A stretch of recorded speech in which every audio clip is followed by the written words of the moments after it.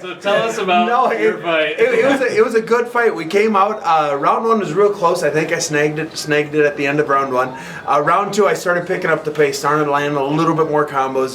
My coaches are going to yell at me. I refused to throw a third strike or a fourth strike. And boom, boom, boom, and then I wouldn't finish and beat myself up in a bit. And the third round was a little closer. He got my back for a second, but I never lost control. Just postured out, got back up, and tried to get the finish in the third a little bit. Didn't quite get there, but Nate's he's one of the best that's ever been. He really is the great. He threw some bombs. He's got some heavy heat, and his ground game is unmatched by almost anyone. So it was really an honor to be in the cage with him. And after all, he was my coach on The Ultimate Fighter. I got to fight my coach. How cool is that? I mean, nobody gets that, and I was one of the chosen. So my hat's off to him. I wish nothing but the best from him from here on out, but I'm glad I got the win. What does it mean to you to fight somebody like Nate with his pedigree?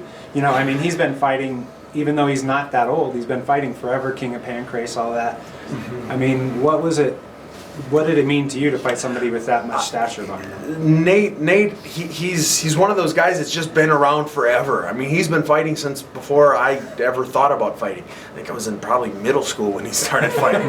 Not that he's old, he's just been fighting for that long. The honor was truly all mine to be able to go up against someone who's fought for titles, who's won titles, he's not the great as a nickname, he truly is the great. He has been here, done that, and there wasn't a position in the world I could have put him in that he hasn't been there beforehand.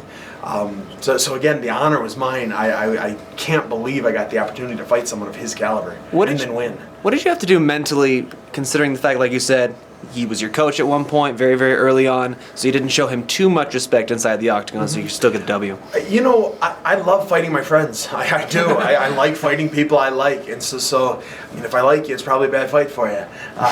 And Nate, I like him probably more than I've liked anyone. Eric Spicely's pretty cool. I've been hanging out with him, but Nate, I've got more respect for him than just about anyone else. Unfortunately, we had to fight, but it was very fortunate that I got to prove myself against someone of his caliber.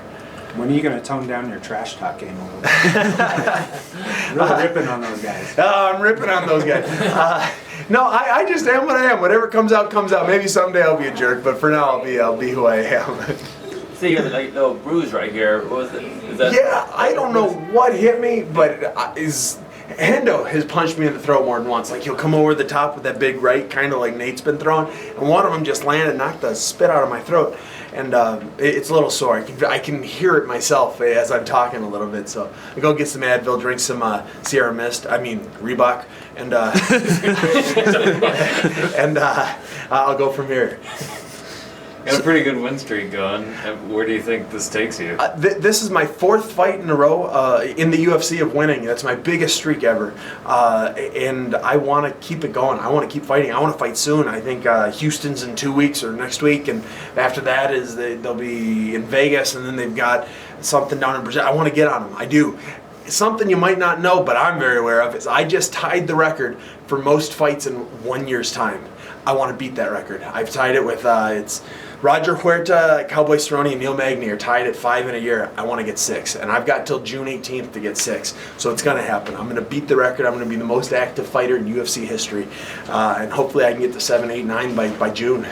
Yeah, you don't really get that pop. I mean, everyone's like, Cowboy gets it anytime, anywhere, but no one thinks of you as that. Right? Twitter does. Twitter loves me. It's so weird. The internet's a terrible place, but my Twitter has been kind of liking me, and so I've been liking them back. I respond to everyone. And like I said, they're the ones that picked Jack Marshman for me. I was going through Jotko. He's a stud, but everybody wants to see the Marshman, at least on my Twitter, and I suppose his Twitter too. It's just two guys that like hitting. It's going to be an exciting fight. I'm going to work on throwing that fourth and fifth punch if I have to, and I really want to fight over in Europe. It's been a goal of mine since a long time ago, but it hasn't happened yet, and I've got to get there, and he might be my ticket. Did you speak to Nate at all after the fight? Not yet. I will in the cage a little bit, but if he's anything like me after a loss, I don't want to talk to anyone. The guy just fought. As much as I respect him and all that, I'll give him some space, and I'm sure I'll bump into him in the hotel or somewhere. Hopefully I get to train with him again, because he really is one of the best coaches in MMA.